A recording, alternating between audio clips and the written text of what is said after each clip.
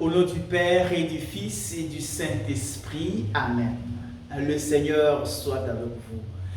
Mes frères, mes sœurs, nous célébrons le 5e dimanche des Pâques. Ces dimanches, Jésus nous invite à demeurer en lui pour porter du fruit. Il attend de nous des fruits. Qu'est-ce qu'il appelle des fruits? C'est un amour inventif, une vie chrétienne productive, c'est-à-dire une vie chrétienne de témoignage qui est capable d'être le canal de salut pour les autres, qui est capable d'attirer les autres au Christ. Et pour que cela soit possible, il faut s'attacher en Jésus-Christ comme le sarment est attaché à la vigne. Si nous ne nous attachons pas à Jésus-Christ, nous allons rester des chrétiens des serments de paroles, mais dont le cœur et les œuvres sont ailleurs. Alors nous devenons des chrétiens improductifs, les chrétiens stériles, les chrétiens qui ne portent aucun fruit de la vie chrétienne dans le monde. Et le fruit de la vie chrétienne, c'est davantage l'amour, un amour inventif, un amour qui témoigne, un amour vrai.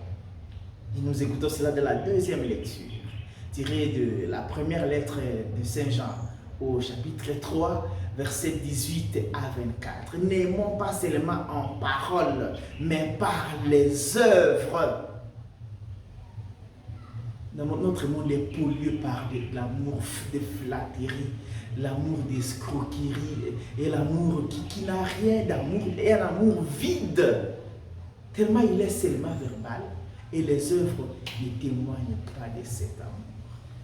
Quand les œuvres témoignent de l'amour, nous sommes du côté de la vérité, nous appartenons à la vérité. Si nous avons un amour qui n'est pas dans les œuvres, nous n'appartenons pas à la vérité. Et qui n'appartient pas à la vérité appartient au mensonge. Et le père du mensonge, c'est le diable.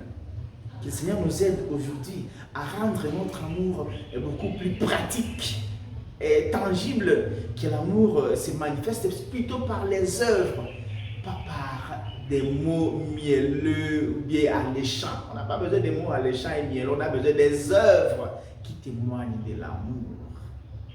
Et quand les œuvres témoignent de l'amour, on va transformer les regards sur les passés de l'autre. S'il vient en bien, s'il vient pour servir, s'il vient pour changer. Nous voyons comment dans la première lecture, tirée du livre des Actes et des Apôtres, au chapitre 9, versets 26 à 31, les apôtres ont peur de recevoir Saul, on appelle Paul, parce qu'on sait qu'il était un méchant. Est-ce qu'il ne vient pas pour nous faire du mal? Non. L'homme est capable de changer. Il faut savoir accorder une nouvelle chance à celui qui vient pour la paix, qui vient pour le bien. Et surtout s'il l'exprime, sachons accorder une nouvelle chance aux gens qui nous ont fait du mal dans le passé, parce que Dieu est capable de les changer, comme il a changé l'apôtre Paul.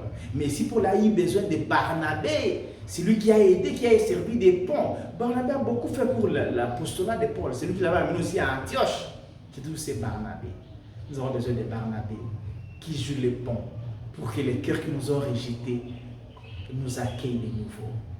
À cause du changement qui nous donnons. Parce que le monde à venir, c'est un monde de changement. Nous voulons construire un monde plus fraternel, un monde où il fait beau, où Dieu régnera en toutes choses. Comme le dit le psaume, psaume 21 ou psaume 22, ça dépend de quelle traduction vous avez. Les pauvres mangeront et seront rassasiés. Ce psaume, c'est un psaume qui réveille en nous l'espérance. Pour que toutes les familles de la terre, on proclame les familles de la terre, se prosterneront devant Dieu. Et nous parvenons à dire, je vis pour lui.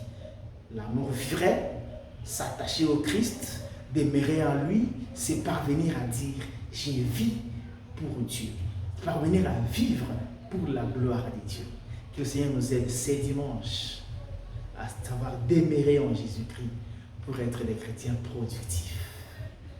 Bon dimanche à toutes et à tous. Que Dieu Tout-Puissant bénisse et vous garde, le Père, le Fils et le Saint-Esprit. Amen.